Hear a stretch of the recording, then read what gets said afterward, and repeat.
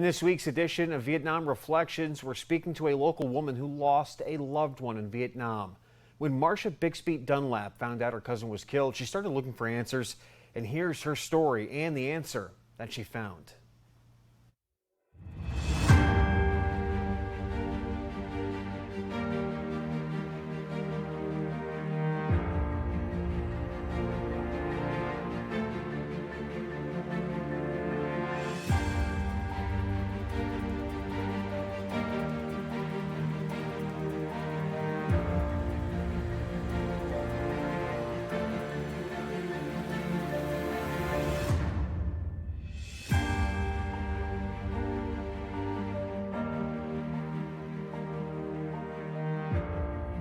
Well, Tommy and I grew up thinking we were cousins. He grew up in Horseheads, went to Horseheads High School. I grew up in Elmira, South Side, so I never knew the truth.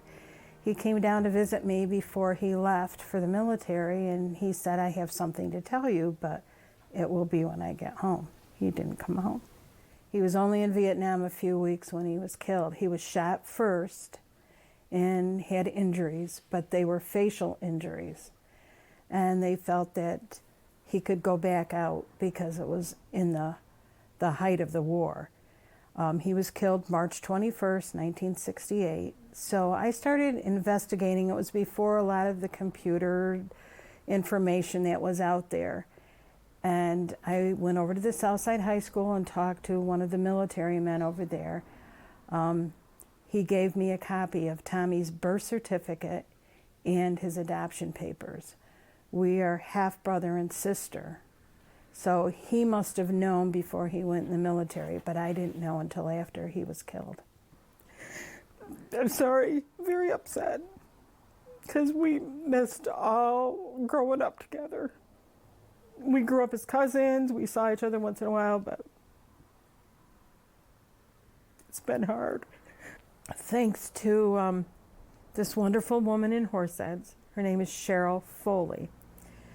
Her parents got the land that my grandparents had their farm on and where Tommy grew up. And after Tommy was killed, her parents got a lot of things that were Tommy's. And she called the museum one day, thankful Denny was working. Denny Wolf was working that day, and this woman says, "I have some things that belonged to Tommy, and he doesn't have any family."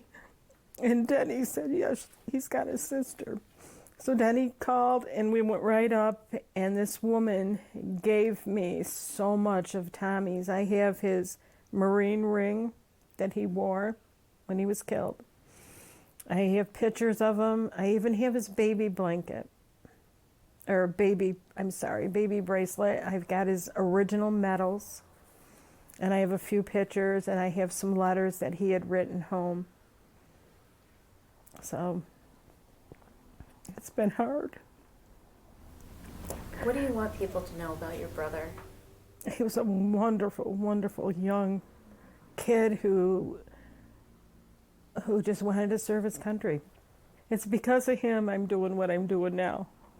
I helped start a veterans group in Florida, and I try to help any of the guys here in the museum as much as possible. I am on the committee for bringing in the Vietnam Wall, the executive committee too.